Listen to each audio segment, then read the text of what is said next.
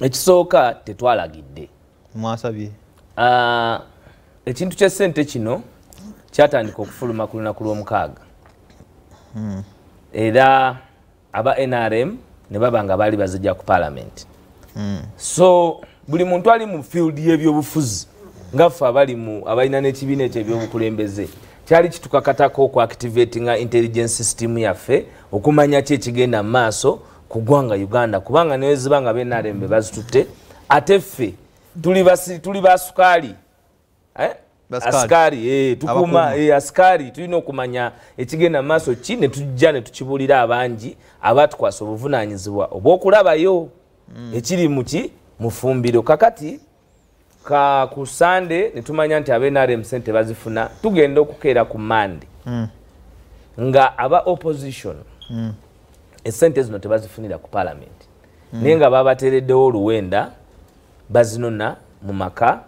ga Anita Amongo emiliyoni 8 ne tubanga twalina okwongera okunoonyereza era ne tukakasa nti kituufu sente zaali zigabibwa eri ababaka ba parliament bonna aba opposition nga bazinona waka aba NRM nga bazinonye ku parliament naye era ne tumanya nti si bonna nti baali bazinonyeeyo naye ng'ekibiina ku Monday caucus netuula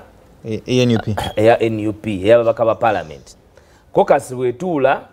nekkaanya mu lukiiko olwakubirizibwa president mwenyini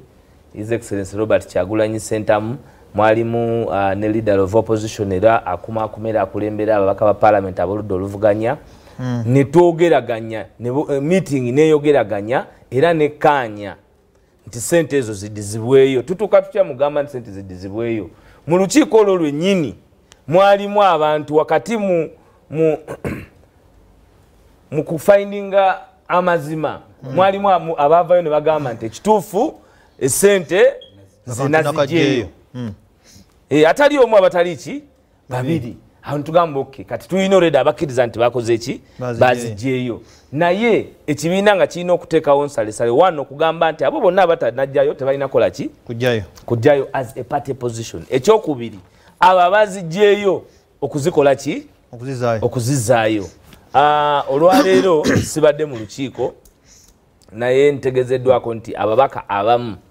mu kokasi yaffe tudde olwaleero bakakasiza nti sente bazizizaayo naye ne mu bufu bwe bumu ababaka aba parliament abalala bavuddeyo mu lwatu kubanga nga bwagambye nti biri ku butambi sente bazifunira ku butambi abayingirira mu gomasi abayingirira muki bali ku buki ku butambi kuba oli eyazibawa era ye whistleblower nambeemu yenzanya ye yenzanya ye ate nkugambye ekisooka gwe oli munnamawulire okimanyi nti banonye miliyoni 4 ewa sipiika tokimanyi naye ye azanya enzanya nina firimu gye nalaba gye nnyinza okubabuulirako nga bali bagenda ne babba banka ne bajjamu osobola okunzikiriza ntegeere bulungi